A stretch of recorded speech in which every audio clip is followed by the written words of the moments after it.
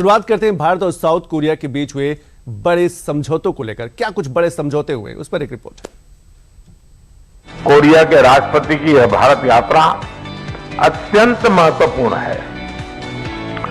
Democratic values, market economy और respect for rule of law हम दोनों देशों के डीएनए में है। इंडो पैसिफिक क्षेत्र में भी हमारा कॉमन आउटलुक है। इन सब के आधार पर पिछले एक दशक में हमारे संबंध अधिक गतिशील और व्यापक हुए हैं। आज दुनिया के बदलते मिजाज में भारत ने एक बार फिर साबित कर दिया है कि वो सिर्फ हालात के साथ नहीं चलता बल्कि हालात को दिशा भी देता है। दरअसल दक्षिण कोरिया के राष्ट्रपति ली जे म्यूंग अपने 3 दिवसीय भारत दौरे पर हैं। दक्षिण कोरिया के राष्ट्रपति ली जे म्यूंग की ये भारत यात्रा भारत की उसी दूरदर्शी कूटनीति का नतीजा है जहां रिश्ते सिर्फ निभाए नहीं जाते बल्कि उन्हें भविष्य के हिसाब से गढ़ा भी जाता है। करीब 8 साल बाद किसी दक्षिण कोरियाई राष्ट्रपति का भारत आना अपने आप में एक संकेत है। संकेत इस बात का कि एशिया के 2 बड़े लोकतंत्र अब सिर्फ दोस्त नहीं बल्कि फ्यूचरिस्टिक पार्टनर्स बनने की दिशा में निर्णायक कदम उठा चुके हैं। और आज प्रेसिडेंट ली की यात्रा से हम इस ट्रस्टेड पार्टनरशिप को फ्यूचरिस्टिक पार्टनरशिप में ट्रांसफॉर्म करने जा रहे हैं।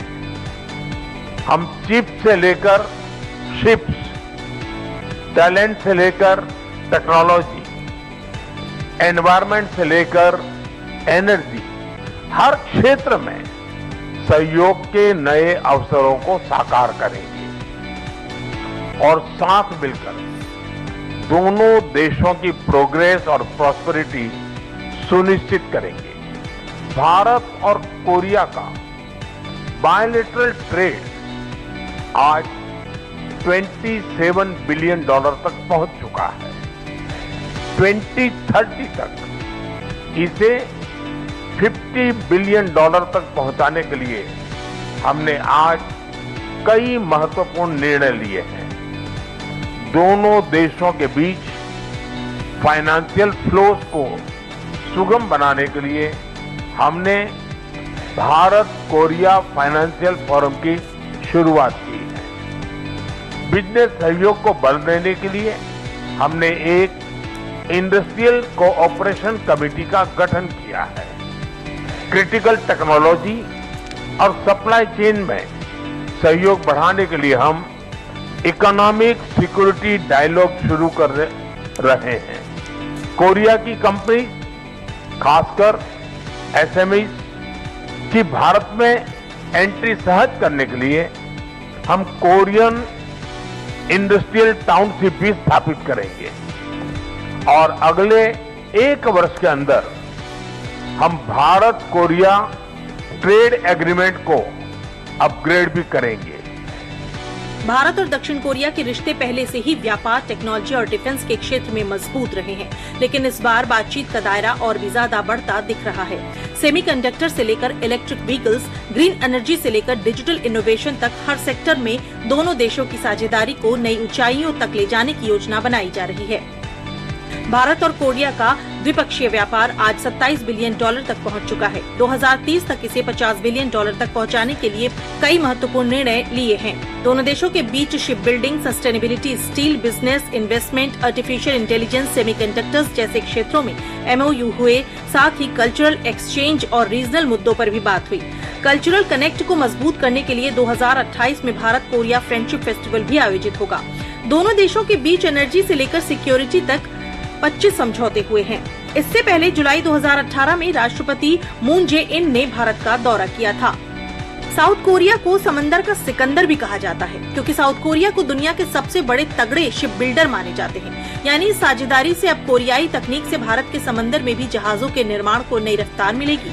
चाहे व्यापार हो, टेक्नोलॉजी हो या सुरक्षा, हर क्षेत्र में भारत ने दिखाया है कि वो साझेदारी में भरोसा और स्थिरता दोनों देता है। सोमवार को दोनों देशों के बीच हुए ऐतिहासिक समझौते के दौरान पीएम मोदी ने भारत की उस विजन का भी जिक्र किया जो वैश्विक मंच पर शांति और संतुलन को कायम रखने में अहम भूमिका निभाता है। AI, सेमीकंडक्टर और इंफॉर्मेशन टेक्नोलॉजी में साझेदारी और प्रगाढ़ करने के लिए हम India Korea digital bridge launch कर रहे हैं। शिप बिल्डिंग, सस्टेनेबिलिटी, स्टील और पोर्ट जैसे क्षेत्रों में हम एमओयू कर रहे हैं। कल्चर और क्रिएटिव इंडस्ट्री में आपसी सहयोग से हम फिल्म, एनिमेशन और गेमिंग में भी नए आयाम स्थापित करेंगे। फ्रेंड्स, वैश्विक तनाव के इस दौर में भारत और कोरिया मिलकर शांति और स्थिरता का संदेश देते हैं। हमें बहुत खुशी है कि आज कोरिया इंटरनेशनल सोलर अलायंस और इंडो पैसिफिक ओशन इनिशिएटिव से जुड़ रहा है। हम अपने साझा प्रयासों से एक पीसफुल, प्रोग्रेसिव और इंक्लूसिव इंडो पैसिफिक के लिए योगदान देते रहेंगे। दोनों देशों के बीच लगभग हर सेक्टर में समझौते के बाद भारत में कोरियाई कंपनियों के लिए नए अवसर खोले जाएंगे। वहीं भारतीय कंपनियों को भी दक्षिण कोरिया के बाजार में बेहतर पहुंच मिल सकती है। अर्थव्यवस्था के इंजन को रफ्तार देने के लिए रक्षा और सुरक्षा के साथ साथ दोनों देशों के बीच कल्चरल एक्सचेंज में भी बड़ी साझेदारी हुई है। भारत की मजबूत नीति, सभी क्षेत्र में साझेदारी और भारत के ग्लोबल विजन को दक्षिण कोरिया के राष्ट्रपति ने खूब सराहा। With the world's largest population and the fourth largest economy, India has emerged as a leader in the global south. And under your Viksit Bharat 2047 vision, this country is achieving remarkable development. And the Republic of Korea has also evolved as a leader in shipbuilding, semiconductors, and cultural industries.